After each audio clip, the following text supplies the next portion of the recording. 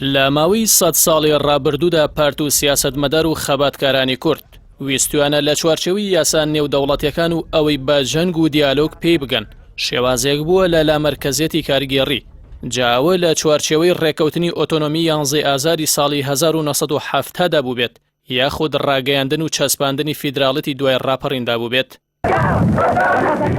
لە دوای ساڵی 1992ەوە کە هەرێمی کوردستان لە ژێر کۆنتڕۆڵی حکوومەتی بەعزە نەما و بە هەڵبژاردننی پەرلەمانی کوردستان فیدراڵەتی خۆی ڕاگەیاند هەلێکی زێڕینی دەستکەوت کە بتوانێت وەکو وڵاتێکی سربەخۆ ڕەفتار بکات کە ئەگەر جەنگی ناوخۆ و ململانەی حیزبایەتی لە سەرچنینەوەی دەستکەوتی مادی نەبووە دەکرا بنەماکانی دەوڵەتدا بمەزرێن و زۆر قۆناغیتر ببڕین. دواتریش کە ڕژەمی سەدام ڕوخێنەرە و عێراقی نوێ دامەزرایەوە لە چوارچێوەی دەستوردا بۆ جارێکی تر سیستەمی فیدراڵی چەسپێنرایەوە و هەرێمی کوردستان هەلێکی تری گەشەکردنی سیاسی و ئابووری و کۆمەڵایەتی بۆ دروست بوویەوە بەڵام بەهۆی ململانەی حیزبایەتی و بۆ دەستکەوتی مادی و پۆست و پلە زۆربەی هەلە زێڕینەکان لەبەربران.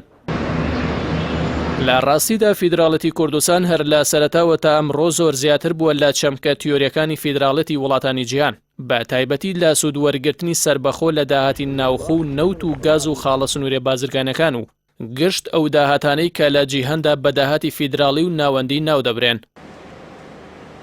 لە ڕووی دیبلۆماسی و پەیوەندیەکانەوە تۆڕی پەیوەندی لەگەڵ وڵاتانی جیهاندا دامەزراندووە کە ئەوە دەبوو ناوەندی بێت گرێبەستی نەوتی و بازرگانی لەگەڵ کۆمپانیا و وڵاتانی ناوچەکەدا واژۆ کردووە کە ئەوانە زۆربیان لە دەسەڵاتی ناوەندن.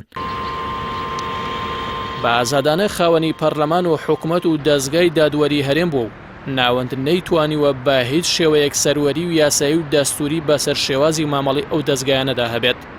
دەسەڵاتدارانی کوردستان کاتێ لەگەڵ بەغدا دەکەونە قەیرانەوە جانگ لەسەر چەمکی فیدراڵیەتی هەمەلایەنی سیاسی و ئابووری هەرێم دەکەنەوە کە بۆ خۆشیان دەزانن لە ماوەی ڕابردوودا بە زیادەوە سوودیان لەو دەسەڵاتە بێسنوورانە بینیوە بەڵام کاتێ دەگەڕێنەوە بۆ کوردستان نەک هەر بڕوایان بەو چەمکانە نیە بۆ حکوومەتە خۆجیەکانی هەرێم لە پارێزگاکاندا بەڵکو ئەنجومەنی پارێزگاکانیان کردوتە دەستگای لاوەکی و بێهێز لە بڕێرداندا چونکە حکوومەتی هەرێمی کوردستان بڕوای بەدابەشکردنی دەسەڵاتەکان نییە بۆ پارێزگاکان و هەمیشە ویستوێتی دەسەڵاتەکان لە پایتەختدا چڕ بکاتەوە.